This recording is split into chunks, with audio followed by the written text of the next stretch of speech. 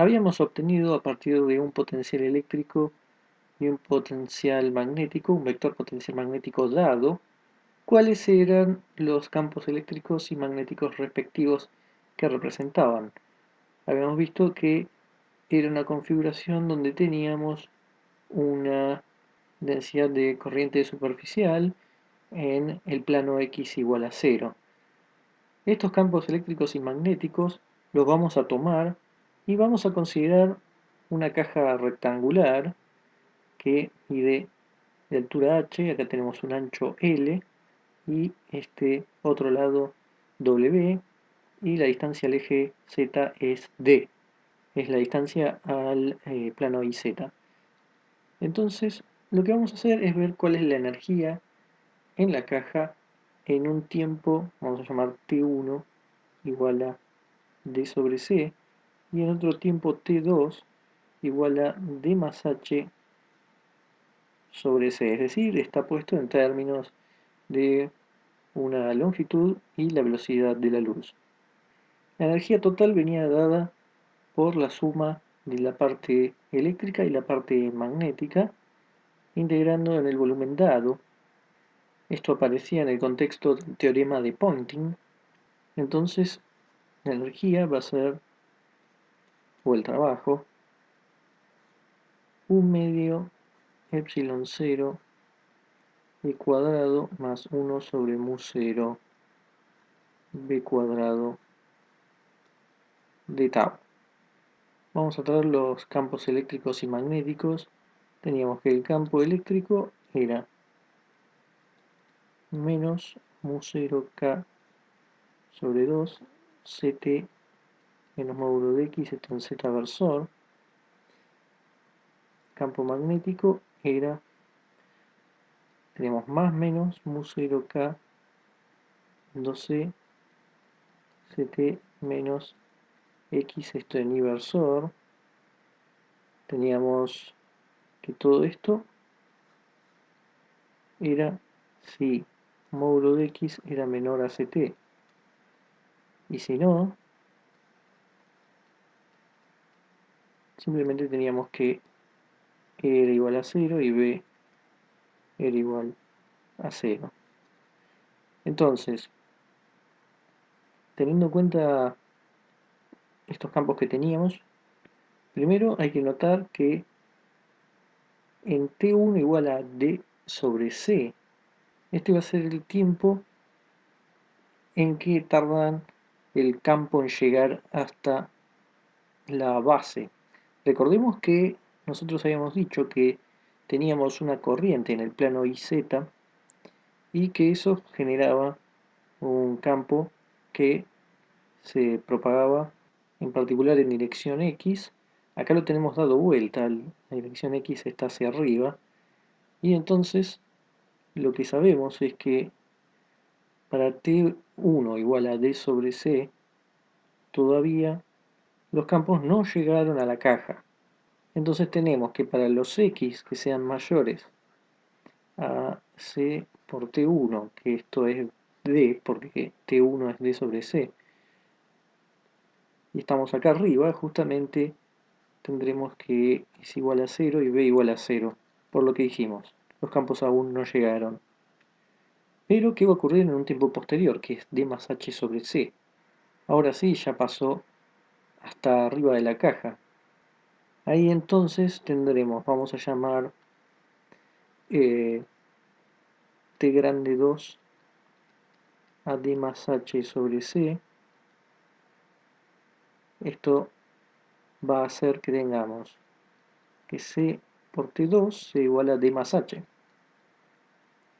Y ahora sí estamos en la zona de la caja. Vamos a tener este campo eléctrico y este campo magnético, pero ya sin el módulo, estamos en los X positivos. Si tomábamos X positivo, acá terminaba quedando el más. Acá estamos en los X menores a CT2, que es igual a esto. Y por lo que dijimos, vamos a tener un campo eléctrico que va a ser igual a menos mu 0 k 2 y el C por T2 va a ser que nos quede D más H menos X en Z versor, mientras que el campo magnético nos va a quedar 1 sobre C mu 0K sobre 2 D más H menos X y versor. Así que lo que podemos ver es que en particular B cuadrado va a ser igual a 1 sobre C cuadrado E cuadrado. Eso simplemente es hacer esto al cuadrado y como son muy parecidos, lo único que falta para que sean iguales es poner un 1 sobre C cuadrado. Entonces, por un lado tenemos que en el tiempo 1, en la zona de la caja,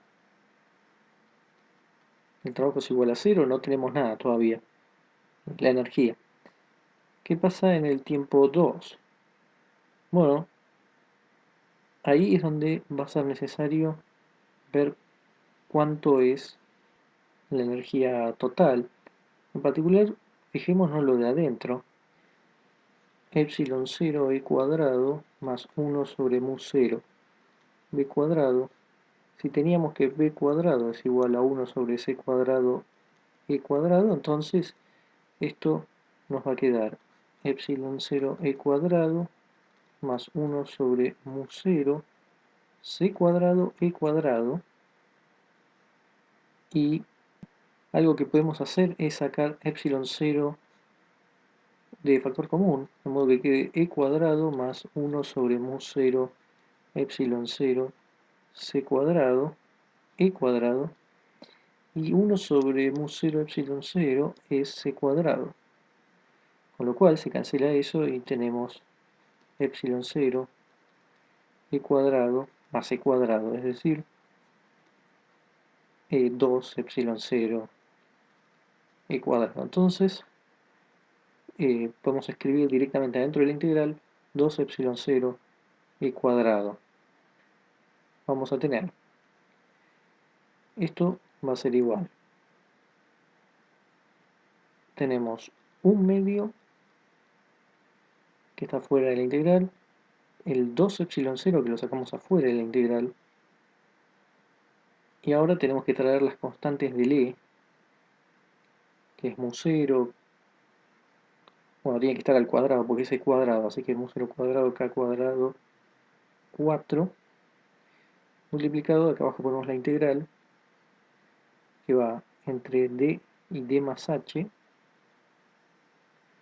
d más h menos x al cuadrado, por LW de x. O sea, acá el LW son las otras dimensiones, donde el campo eléctrico no tiene variables, no tiene ni y ni z, entonces ponemos directamente lo que mide la caja, y entonces es resolver esto. Va a ser igual a este 2 cancela este 2, epsilon 0, un 0 cuadrado, k cuadrado sobre 4 LW. ¿Y qué pasa con la integral? La integral esa, que es integrar esto, es igual a menos d más h menos x al cubo sobre 3, esto entre d más h y d, y vamos a evaluar acá con más lugar. Tenemos epsilon 0 mu 0 cuadrado k cuadrado LW sobre 4, y ahora vamos a tener primero menos d más h menos d más h al cubo sobre 3 más d más h menos d sobre 3, todo esto está al cubo. Entonces, podemos ver que este término se va, es decir, solo nos va a quedar las constantes de afuera y acá se cancela esto con esto, queda h cubo sobre 3, con lo cual pongamos abajo un 12. Entonces, si las cuentas están bien hechas, tenemos que la energía termina dependiendo de la constante que estaba en los campos y de las dimensiones de la caja, y esto es a tiempo 2. Recordemos que antes teníamos a tiempo 1, 0, porque para ese tiempo todavía los campos no habían llegado a la caja, y luego en un tiempo 2, donde ya le sumamos el h, sí teníamos eh, que los campos llegaban y teníamos esta energía.